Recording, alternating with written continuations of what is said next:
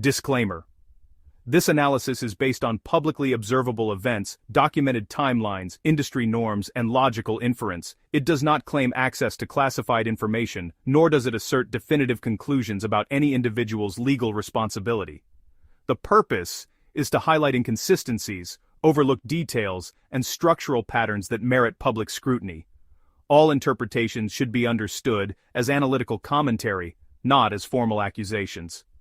Viewers are encouraged to examine the evidence, question the assumptions, and draw their own conclusions. Critical discussion is welcome.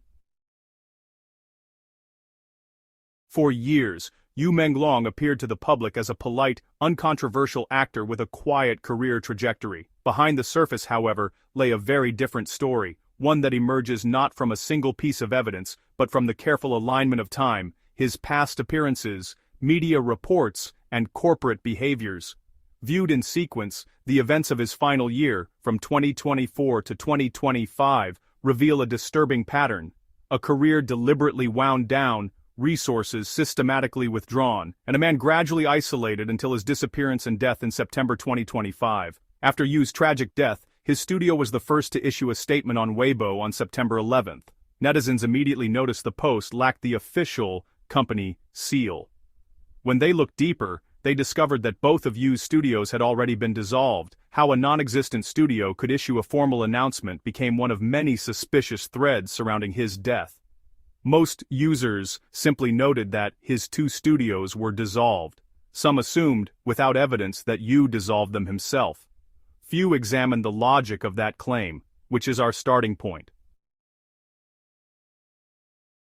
Yu owned two studios on paper: Shanghai Qiming Film and Culture Studio, established in 2017 with a registered capital of 5 million RMB, and Dongyang Xianmeng Film and Culture Studio, established in 2016 with a modest 500 RMB. In China's entertainment ecosystem, this structure is routine. One company handles acting contracts, another manages endorsements, a third for variety shows or live streaming. It allows tax management, liability separation, and intellectual property protection. Multiple studios alone prove nothing, but the timing of their dissolution reveals a pattern. Shanghai Qimeng quietly ceased operations in November 2024, almost certainly after major contracts were fulfilled or terminated, the kind of shutdown that marks the end of meaningful corporate activity. Dongyang Xianmeng remained a few months longer to handle residual filings, then dissolved in July 2025. On paper, this resembles a planned wind-down. The real question is, planned by whom? Those claiming Yu dissolved them himself overlook his schedule. In 2025 he appeared at the Dragon Boat Festival Gala in May, filmed Chang Yexing from June to August, had a scheduled TV program taping on September 12th, the day after his death. His work remained ongoing. There was no announcement of retirement, hiatus, or transition. Even a hiatus would not require dissolving both studios. The more logical conclusion: the closures were triggered not by Yu, but by the power structure behind him, EE Media. Their likely objective: terminate his career through scandal or smear after he refused to renew his contract. In 2013, Yu signed his first management contract with EE Media, a state-owned enterprise. Drafted entirely by the company, it left young artists, especially those emerging from talent competitions, no room to negotiate. EE Media controlled his assignments, schedule, and public image. Legal technicalities matter less than the practical effect. The agency wielded total power. Under CCP rule, China is not a country governed by the rule of law. Artists who challenge a powerful state-owned enterprise have little chance of winning. Several who sued EE Media in the past, except Zhang Liangying, lost and faced exorbitant breach of contract penalties. The contracts likely contained predatory clauses, and Chinese courts almost certainly favor state-owned enterprises protected by the system. Even after 2021, when Yu reportedly signed with a different company, the underlying power did not shift. In China's entertainment industry, such new companies are often proxies staffed by insiders tied to the original agency. Yu's assistants, managers, and coordinators remained connected to EE Media, ensuring the same structure continued to govern his work and image.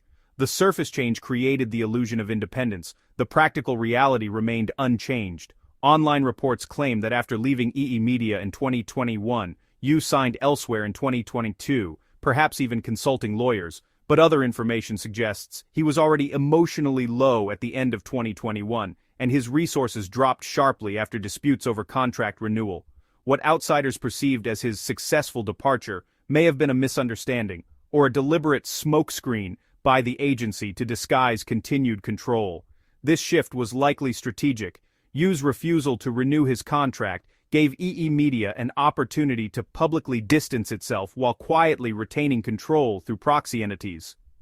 This may have marked the start of a coordinated effort toward a soft ban from the industry, as well as measures intended to discipline him for potential future contract negotiations. If Yu continued to resist, harsher actions could be taken under the guise of a proxy. By 2021 at the latest, and possibly earlier when he first showed signs of defiance, the agency appears to have treated him as a liability. Restrictions tightened, and punitive measures intensified. We do not know exactly how EE Media managed to have Yu sign with a proxy company after 2021, given that his original contract was an 8-year term. It is likely, however, that the first contract contained clauses or traps that allowed the agency to maintain control even after the formal term ended, effectively enabling them to dictate his career through proxies while presenting the illusion of independence. By late 2022, physical signs of systemic abuse were evident: bruises, limping, and a visibly deteriorating condition. In 2023-2024, Yu frequently appeared with injuries, extreme weight loss, and suppressed emotion. After Du Qiang became his manager, the situation seemed to worsen. His public demeanor reflected not a voluntary retreat, but a man under constant pressure, closely monitored, and psychologically broken.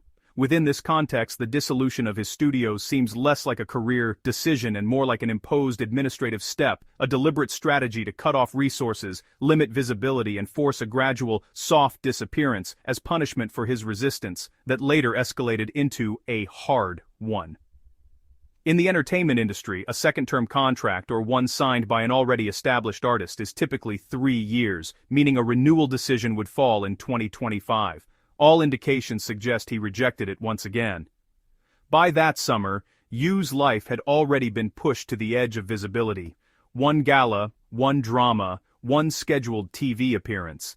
His weight had dropped to an alarming degree, and in his final public appearance on August 30th, returning to Beijing from Shanghai with Du Qiang, likely after filming Chang Yexing in Hengdian, Yu looked extremely thin and fragile. He avoided fans' eyes, trying to hide his tears. Only after stepping into the car did he turn back and wave. A long, deliberate gesture from someone who may have already sensed he would not return. By then, both studios were gone. Yu had no legal shield, no operational company, no contractual leverage.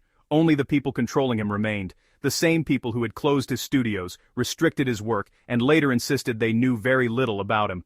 The timeline is not built on a single smoking gun. Systems like this rarely offer one. Truth emerges from quiet alignments, corporate dissolutions, shrinking schedules, coded messages, evasive statements, visible injuries, and police silence. Yu was not withdrawing from life, he was being cornered within it.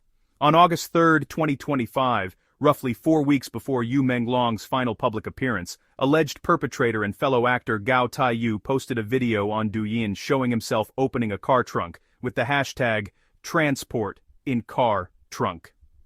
Later, viral CCTV footage suggested that Yu was moved on September 9th in precisely this manner, transported to the Sunshine Upper East complex after being held at another location. Then came the coded Xiaohongshu message on August 31. The post contained only a string of seemingly random letters, the first letters of the pinyin for each word. Users decoded it as 下周在下周抓着政治这小子，这阵子在照着组织，这抓住在政治，抓三生三世十里桃花. Next week and the week after, catch and discipline this kid who starred in Eternal Love. We'll look for the organizer before catching him and deal with him then. The timing matched the period of Yu's assault and death. In the entertainment world, such coded messages are used to alert paparazzi while avoiding traceable directives. Paparazzi indeed appeared at the location the code indicated. Some may ask why the perpetrators wanted paparazzi present. The most coherent explanation is that the initial plan was to create a scandal. Document Yu being sexually assaulted, then launch a smear campaign to destroy his reputation and end his career. But events escalated. Once Yu's survival was perceived as a threat, the plan shifted from destroying reputation to destroying life. His studios did not die because he stopped working. His career did not shrink because he lacked talent. His final year was not a matter of choice, but of control and resistance. He may have already resolved to fight to the end. During live streams, he hinted repeatedly at danger, at one point saying, "If one day I'm gone, remember that it wasn't an accident." His agent cut the stream immediately. It was the declaration of someone who knew what he was facing. Give me freedom, or give me death. When reporters sought comment from EE Media after Yu's passing, the company offered a cold, performative statement. His contract had long ended, and they knew very little about his current situation. A genuinely uninvolved company would not emphasize "we know very little" without expressing even a shred of sympathy or regret. A truly disconnected company would not need to insist on disconnection at all. Most tellingly, a company with no remaining ties would not have been the first place reporters turned, unless it was understood as his true, lasting controller. We can now say with confidence, Yu's change of agency and the dissolution of his studios were never what they appeared to be. None of these shifts were ordinary business decisions, nor were they signs of independence or a new start. Each move, when re-examined alongside hidden structures like proxy companies, reveals motives far darker than anyone would have imagined if they were only looking at public announcements. From the very first day of his career, Yu Menglong was never outside EE Media's control. His last words, shouted in despair, reflected this decade-long struggle. "I've been threatened by you since I was 25. Born in 1988, he was 25 in 2013, the year he participated in the Superboy singing competition. He resisted again and again, attempting to carve out even the smallest space of autonomy, but the system trapping him was designed to be inescapable. He never managed to break free, yet crucially, he never surrendered, he never collaborated willingly, he never bent to their cruelty, even in moments of extreme brutality. Fragile and delicate as he may have appeared on the surface, he carried a strength that few ever recognized. In truth, he was fighting alone against a machinery that no young artist should ever be forced to face, and in that lonely, silent defiance, he was genuinely a hero. It's remarkable how the loss of someone I had never even heard of can feel so heavy. Yu's story resonates not simply because of who he was, but because it exposes the cruelty, control, and injustice that so many endure silently. His life and struggle, though distant, touch something universal in us: our empathy, our sense of outrage, and our awareness of the fragility of human freedom. Even as a stranger, his courage and suffering leave a lasting impression. In the aftermath of Yu Menglong's tragic story, the internet erupted with wild rumors, blood moons, sacrifices, and conspiracies. Were they truth or carefully planted smokescreens? In the next episode, we dive into the psychology behind these rumors, exploring how fear, superstition, and control shape public perception in ways far more dangerous than we might imagine.